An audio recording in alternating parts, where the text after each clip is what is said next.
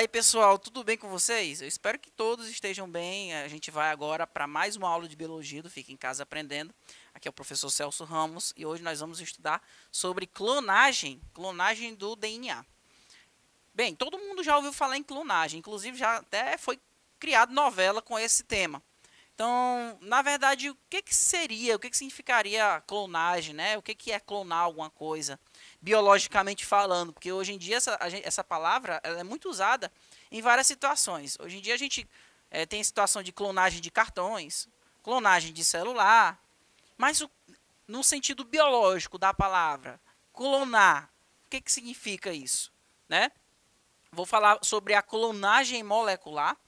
E a gente vai entender um pouco sobre a expressão. Para que a gente entenda sobre a clonagem molecular, a gente precisa entender essa expressão dos genes em bactérias. Os genes, né, pessoal, que são trechos do DNA que contêm informações genéticas, eles precisam expressar essas informações. E no caso a gente vai relembrar um pouco sobre a expressão desses genes.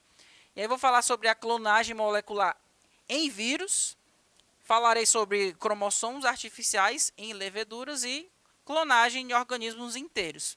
Porque até o tópico 4, nós estamos falando de clonagem ou replicação de pequenos trechos de molécula de DNA. Mas e você já ouviu falar aí, pessoal, de clonagem de organismos inteiros, que organismos inteiros contêm uma gama grande, né, de material genético. Então, hoje em dia nós temos realidades em que se clona organismos inteiros. Inclusive, em 1998, nós tivemos o primeiro organismo animal clonado, conhecido como ovelha Dolly, né? Então, a gente vai entender como é que se foi feito esse procedimento de clonagem, tá? Bem, a biotecnologia, ela teve um avanço significativo a partir de 1972, tá? Nós tínhamos teve um congresso muito grande, né? E nesse congresso lá nos Estados Unidos estavam esses dois cientistas, né? O Stanley Cohen e Herbert Boyer. O Stanley Cohen ele trabalhava com plasmídios. Para quem não sabe, plasmídios são moléculas circulares de DNA extra que ficam em bactérias. Então ele trabalhava com isso. E o Herbert Boyer trabalhava com enzimas de restrição.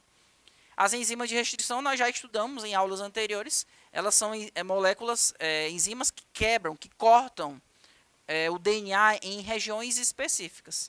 Então os dois, como trabalhavam no mesmo campo de pesquisa, né, que era a biotecnologia, eles resolveram unir conhecimentos. Tá? E aí o Stanley Cohen, juntamente com o Herbert Boyer, eles agora tentaram utilizar as suas técnicas que eles conheciam para tentar incorporar trechos de DNA de alguns organismos, tentar hibridizar esses trechos com outras moléculas de espécies diferentes. Resumindo o que eu estou querendo dizer para vocês, pessoal, seria, por exemplo, eu pegar um gene bacteriano, de uma bactéria, gene bacteriano, e incorporar nesse DNA bacteriano um gene humano, por exemplo. Então, basicamente, essa seria a ideia deles, né? Só que eles não estavam querendo produzir um organismo diferente ou uma nova espécie. Não, na verdade, eles tinham o objetivo de tentar, por exemplo, fazer com que aquele gene na bactéria pudessem produzir os produtos dele, os produtos gênicos. Imagina, por exemplo, eu pegar o gene da insulina, incorporar no DNA de uma bactéria e fazer a bactéria agora produzir insulina. Esse era o objetivo, né? Vamos lembrar, pessoal, que as bactérias, elas, além de ter o seu DNA principal, né, que é feito de uma molécula de DNA circular, essa molécula de DNA que é circular, a gente chama de cromossomo bacteriano, fica numa região chamada nucleóide. Além de ela ter o seu DNA principal, a bactéria ela pode ter, pessoal, moléculas menores de DNA, que são moléculas circulares, chamadas de plasmídio, tá? Então, geralmente o plasmídio ele contém genes de resistência, tá? Genes que promovem resistência dessa bactéria a algumas situações. Imagine uma bactéria que tem resistência a determinado antibiótico. Essa resistência que ela tem é porque ela provavelmente tem plasmídios, né, que contém genes para resistência. Quando essa bactéria morre, por exemplo, ela pode deixar no ambiente essas pequenas moléculas circulares ali, espalhadas no ambiente. E outras bactérias que não eram resistentes anteriormente, elas podem incorporar esses plasmídios, né, sofrendo o processo de transformação bacteriana. Entendendo isso, olha só, entendendo isso, o Stanley Cohen, sabendo que as bactérias elas podem incorporar no seu citoplasma plasmídios de outras bactérias, agora, juntamente com o Herbert Boyer, eles agora têm a ideia de, não, já que uma bactéria ela pode incorporar plasmídio de outras bactérias, por que a gente não pode colocar um gene de interesse nesse plasmídio? E esse plasmídio ele ser absorvido por outras bactérias. Essa foi a ideia que eles tiveram. E aí, a partir daí, eles promoveram uma série de procedimentos, né, que seguem esses passos aqui que eu vou mostrar para vocês, né, que é a clonagem molecular. Então, vamos imaginar, olha só. Isso aqui é uma molécula de DNA circular, o plasmídio. Tá?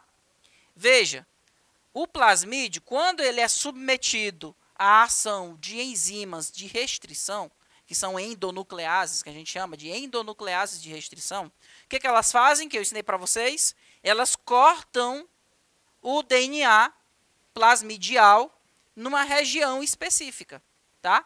Que eu ensinei para vocês que é uma região chamada região palindrômica, tá?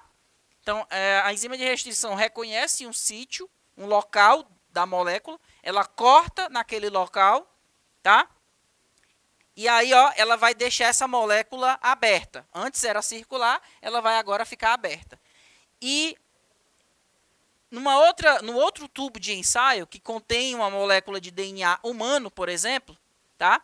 Essa molécula de DNA ela tem um trecho importante, que tem um gene de interesse. Agora eu quero que esse gene de interesse seja clonado, eu quero produzir várias cópias desse gene. Então, o que eu vou fazer? Eu vou jogar a mesma enzima de restrição que foi usada nesse plasmídio, vai ser usada nessa molécula de DNA. O que ela vai fazer? Ela vai cortar a molécula numa região específica, retirando desse DNA o gene de interesse, certo? Esse gene de interesse agora vai ser feito o que com ele? O objetivo agora é pegar esse pedacinho do gene de interesse e incorporar no plasmídio. Então, olha só, existe um tipo de enzima chamada ligase.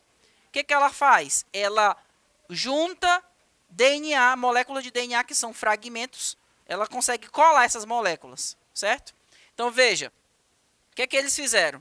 Eles pegaram o tubo de ensaio que tinha essa molécula, esse plasmídio que estava cortado, e pegou, ó, separou esse fragmento de DNA que tinha um gene de interesse e colocou no mesmo tubo. O que aconteceu? Ele incorporou nesse tubo de ensaio a enzima ligase. O que ela faz? Ela junta esse gene de interesse ao plasmídio bacteriano. Então, agora esse plasmídio bacteriano, ele contém DNA recombinante. Isso aqui é a tecnologia do DNA recombinante, tá, pessoal? Ou seja, uma molécula de DNA de um indivíduo, de uma espécie, no caso uma bactéria, está hibridizada, ela tem aqui agora um pedaço de DNA humano nessa molécula de plasmídio, tá? Então agora esse plasmídio vai ser o quê? Vai ser incorporado, vai ser colocado dentro de uma bactéria viva. Veja, eu tenho uma bactéria agora, esse aqui é o material genético dela, né, o principal, que chama numa região que chamamos de nucleóides, tá? Então essa bactéria ela vai receber esse plasmídio. O que está de vermelho aqui, pessoal, é DNA bacteriano. O que está azul é o DNA humano, né, que tem o gene de interesse. Então esse gene já está no meu plasmídio. O que eu vou fazer agora? Eu vou colocar essa bactéria no meio de cultura. O que é um meio de cultura? É um local, né, no laboratório que você disponibiliza para essa bactéria nutrientes, alimento. E ela vai agora passar por várias multiplicações, porque ela, como tem alimento suficiente, ela vai se multiplicar por divisão binária. Nós sabemos que as bactérias elas têm mecanismo de reprodução assexuada, ok? Então ela vai se dividir várias vezes, até mesmo dentro dela ela consegue multiplicar esse plasmídio. E veja, ela vai dar origem a muitas bactérias que contêm, ó, muitos plasmídios com esse mesmo trecho do DNA. Então, com isso, eu consegui, pessoal, clonar esse pequeno fragmento de DNA humano, que antes era apenas um, agora quando essa bactéria ela se multiplica milhares de vezes, ela agora tem milhares de cópias do mesmo trecho, tá? Então, eu utilizei bactérias, aliás, eu utilizei o plasmídio como um vetor de clonagem, ou seja, uma molécula de DNA circular bacteriano foi utilizada para clonar um trecho de DNA de interesse, tá certo?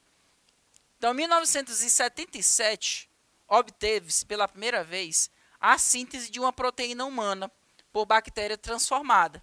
Então, isso aqui que eu mostrei para vocês, ó, quando eu peguei uma bactéria dessa e coloquei um plasmídio contendo um DNA humano, essa bactéria ela foi transformada, porque agora ela tem um novo material genético.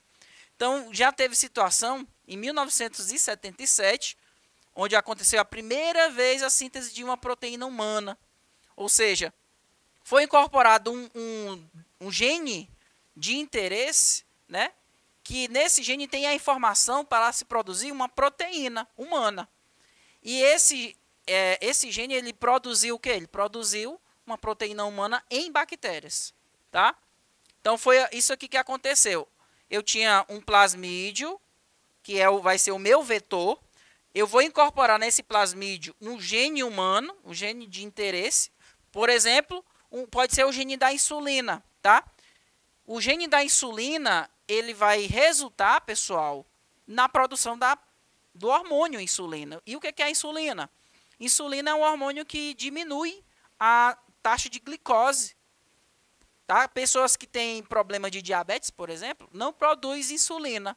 Então, ela precisa, por exemplo, comprar insulina na farmácia. Hoje em dia é muito fácil, né? Mas antigamente, quando isso aqui não existia, as pessoas compravam insulina que era extraída de pâncreas de boi, insulina que era extraída de pâncreas de porcos. E muitas vezes essa insulina ela causava alergia nas pessoas.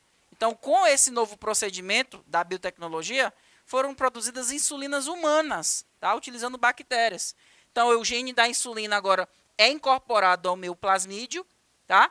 Esse plasmídio agora que está recombinado é incorporado numa bactéria e essa bactéria utiliza esse plasmídio, ele começa a expressar o gene do plasmídio, ó. E o que vocês estão vendo aqui, essas proteínas, moléculas de insulina, né, que foram produzidas agora por essa bactéria, insulina humana. E essa insulina ela pode, em laboratório, ser purificada e vendida na farmácia. É o que acontece atualmente. A insulina que é vendida é produzida por bactérias. Você pegou um DNA humano, colocou no plasmídio, esse plasmídio foi incorporado na bactéria e a bactéria começou a produzir, no caso, a molécula humana, no caso, a insulina. Tá? A insulina ela foi a primeira proteína humana produzida por engenharia genética em células de bactérias e aprovada para uso em pessoas. Tá?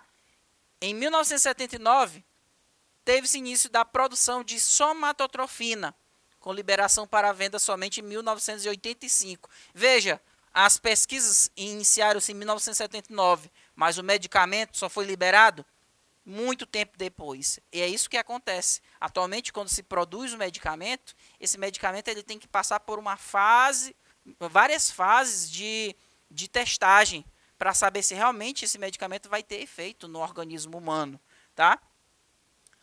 Outra maneira de clonar um segmento de DNA é introduzindo no cromossomo um vírus bacteriano que atua como vetor de clonagem. Dependendo dos objetivos, a clonagem em vírus tem certas vantagens sobre a clonagem com plasmídio. Por que a clonagem com vírus é melhor? Tem mais eficácia em algumas situações. Em vírus, podem-se clonar fragmentos maiores de DNA do que em plasmídio. Nos plasmídios, eu posso colocar apenas um pequeno trecho de DNA. Aqui eu posso colocar uma molécula maior para ser clonada. Então, acontece da seguinte maneira. Vamos lembrar que as bactérias elas têm um ciclo lisogênico e um ciclo lítico. O que acontece no ciclo lítico? É quando o vírus incorpora na bactéria o seu DNA e esse DNA viral começa agora a controlar a síntese proteica da bactéria. E essa bactéria começa a produzir novos vírus. Chega um momento que esses vírus eles vão ter em tanta quantidade que eles vão estourar essa bactéria, que é o ciclo lítico, tá? E tem o ciclo lisogênico, que é quando o DNA que foi incorporado na bactéria, ele não se expressa, ele não vai produzir vírus, ele vai apenas ficar ali no DNA e a bactéria vai se multiplicar com esse vírus, tá? Sabendo disso, eu posso muito bem fazer o quê? Pegar, olha só, eu tenho no vírus, ele tem, aqui é o DNA viral, tá, pessoal? Tem uma região do DNA viral que não é tão essencial assim.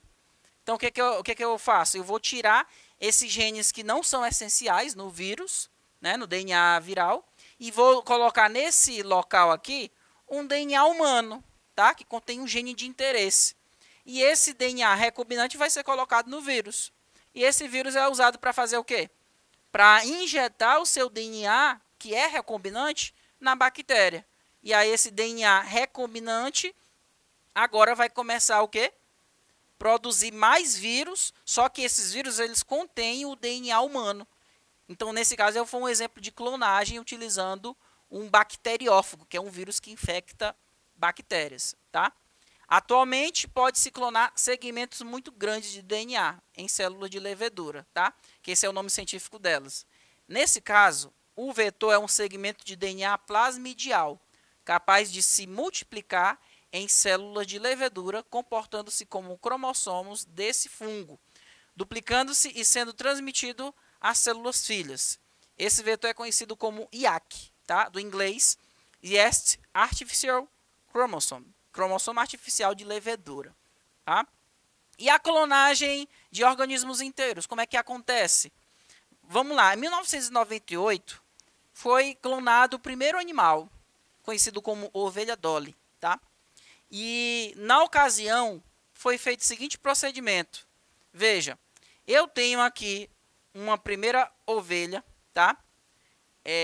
Que ela vai ser doadora de uma célula mamária, tá? Essa célula mamária contém, olha só, pessoal, ela contém um núcleo que tem a informação genética dessa ovelha, ok? E aí veja só, esse núcleo que contém o material genético dessa ovelha, ele vai ser retirado da célula, tá?